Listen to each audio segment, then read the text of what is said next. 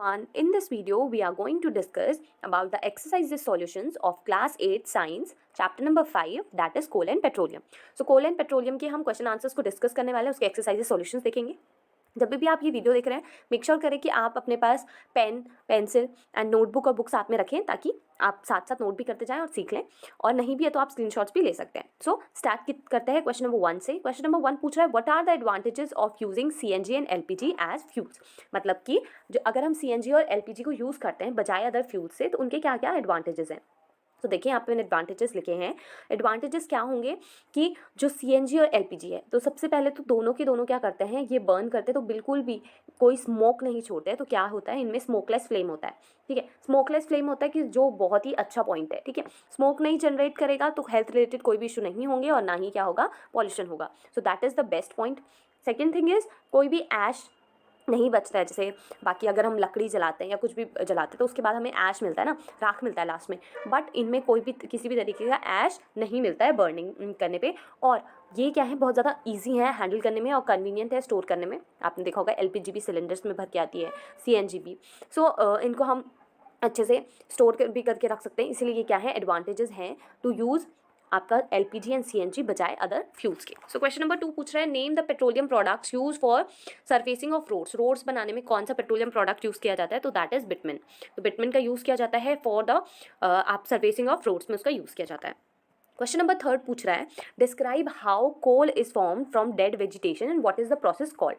सो question क्या पूछ रहा है कि जो आपको पेट्रोलियम है ना, तो जैसे मतलब जैसे कोल है तो कोल कैसे बन रहा है, डेड वेजिटेशन से कैसे बन रहा है, आपको ये बताना है. तो देखिए क्या होता है यहाँ पे आपको दिख रहा होगा आंसर्स मैंने यहाँ पर मेंशन किया है.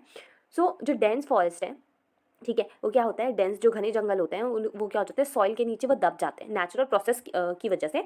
और सालों मतलब मिलियंस ऑफ ईयर लगते हैं पहले, मतलब मिलियंस ऑफ ईयर पहले वो दबे होते हैं वहाँ पे. और उसके बाद क्या होता है, धीरे धीरे जो सॉइल है वो उसके ऊपर डिपॉजिट होने लग जाती है. और सॉइल की डिपोजिशन की वजह से, मतलब जैसे ही उसके ऊपर सॉइल आती जाएगी वो क्या हो जाता है, कंप्रेस हो जाता है ज़्यादा, जिसकी वजह से क्या होता है, हाई टेम्परेचर और प्रेशर की वजह से वो धीरे धीरे किस में कन्वर्ट हो जाता है, कोल में. और कोल में क्यों कन्वर्ट हो जाता है, बहुत ही ज़्यादा एक्सट्रीम कंडीशंस की वजह से. और की जो पूरी प्रोसेस होती है कोल बनने की डेड वेजिटेशन से, इसको बोलते हैं कार्बनाइजेशन. ओके, सो अब आते हैं क्वेश्चन नंबर 4 की तरफ, that is fill in the blanks.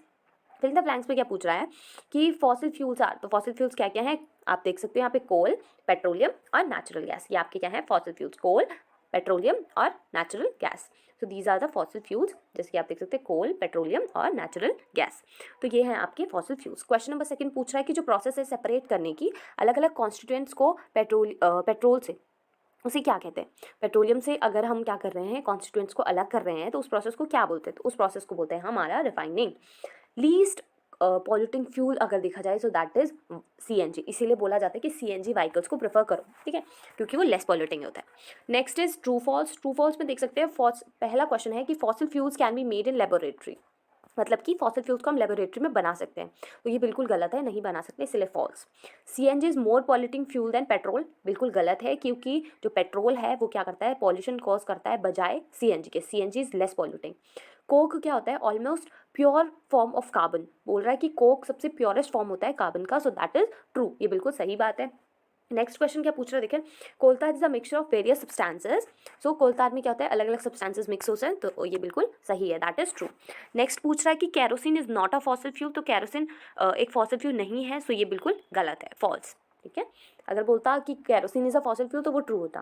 Question number 6 पूछ रहा है कि कैसे फॉसिल फ्यूल्स हैं वो एग्जॉस्टेबल नेचुरल रिसोर्स हैं. ठीक है, एग्जॉस्टेबल नेचुरल रिसोर्स क्या होता है, मतलब जैसे जो एक बार आपने यूज़ किया फिर वो ख़त्म हो जाएंगे, हम उनको दोबारा से नहीं ला सकते.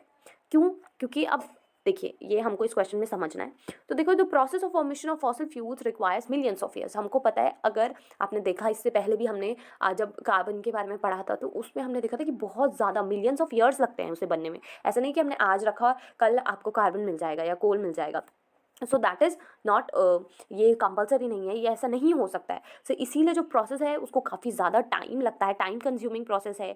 और जो डेड वेजिटेशंस और एनिमल्स होते हैं वो बरीड होते हैं, जो कि डीप इनसाइड द अर्थ के नीचे बरीड रहते हैं, और हाई टेम्परेचर प्रेशर की वजह से फॉसिल फ्यूल्स बनते हैं. ठीक है, अब ऐसी कंडीशंस हम लेबोरेटरी में जनरेट नहीं कर सकते हैं, इसीलिए फॉसिल फ्यूल्स क्या है, लिमिटेड हैं. और हमें इसका क्या करना चाहिए, यूज़ भी बहुत ही सोच समझ के करना चाहिए. क्योंकि अगर हम इसका बहुत ज़्यादा हम इसका यूज़ कर लेंगे, इनको ओवर एक्सप्लॉइट कर देंगे, तो देयर विल बी एक एग्जॉशन हो जाएगा, ये फॉसिल फ्यूल्स बिल्कुल खत्म हो जाएंगे। ठीक है, क्वेश्चन नंबर 7 पे आते हैं कि आपको कैरेक्टरिस्टिक्स बताने हैं और यूजेस बताने हैं कोक के। सो देखिए, कोक की कैरेक्टरिस्टिक्स देखते हैं पहले। तो कोक क्या होता है, बिल्कुल टफ होता है, पोरस होता है और ब्लैक होता है उसका कलर। ठीक है, ये इसकी कैरेक्टरिस्टिक्स हो गए। कैरेक्टरिस्टिक्स मतलब जैसे हम देख के बताएंगे कि कैसा होता है, तो वो टफ है, पोरस मतलब छेद छेद है उसमें। ठीक है, और ब्लैक है कलर में। उसके अलावा यूजेस देखेंगे तो कोक का यूज़ होता है स्टील बनाने में। दूसरा, एक्सट्रैक्शन ऑफ मेटल, जब मेटल्स को एक्सट्रैक्ट किया जाता है तो उस टाइम पे रेड्यूसिंग एजेंट की तरह पे इसे यूज़ किया जाता है। क्वेश्चन नंबर 8 पूछ रहा है कि फॉर्मेशन ऑफ पेट्रोलियम बताना है। कि पेट्रोलियम आपको ना लगभग जितनी भी प्रोसेस है लगभग सेम ही होंगी, तो आपको थोड़ा सा आइडिया होना चाहिए और लिखना आना चाहिए सही तरीके से। ठीक है, तो आपको किसका फॉर्मेशन बताना है यहाँ पे, पेट्रोल का, पेट्रोलियम का।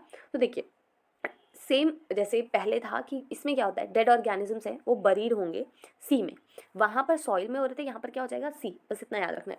मिलियंस ऑफ ईयर्स अगो, और वो क्या होते हैं, बहुत ज़्यादा लेयर्स आप बोल सकते हो, सैंड और क्ले की लेयर्स से वो कवर्ड हो जाते हैं। ठीक है, क्योंकि वहाँ पर एयर नहीं आ पाती है ढंग से, हाई टेम्परेचर होता है, हाई प्रेशर होता है, जिसकी वजह से जो ये डेड ऑर्गेनिज्म है ये ट्रांसफॉर्म हो जाते हैं पेट्रोलियम और नेचुरल गैस में, और इस तरीके से क्या फॉर्म होता है, पेट्रोलियम फॉर्म होता है। क्वेश्चन नंबर 9 पे आते हैं। तो देखो यहाँ पे आपको टेबल दिखा रखी है। ठीक है, पावर शॉर्टेज इंडिया में 1991 से 1997 तक, तो आपको एक डेटा दे रखा है। ठीक है, आप देख सकते हैं यहाँ पर, और आपको क्या करना है, शॉर्टेज परसेंटेज के हिसाब से आपको एक आप ग्राफ प्लॉट कर सकते हो, इसको ग्राफ के फॉर्म में आपको शो करना है। सो इसका आंसर मैं आपको दिखा देती हूँ, यहाँ पर मैंने ये अटैच किया है कि आप ग्राफ देख सकते हो कि कैसे कैसे क्या हो रहा है, कि कैसे आप ग्राफ फॉर्म कर सकते हो। आप इसका स्क्रीनशॉट ले सकते हो या वीडियो को पॉज कर सकते हो। सो ये थे आपके exercises solutions of chapter number 5 class 8 science, that is coal and petroleum. So thank you so much for watching. Make sure to like, share, comment and subscribe to the channel. Thank you everyone.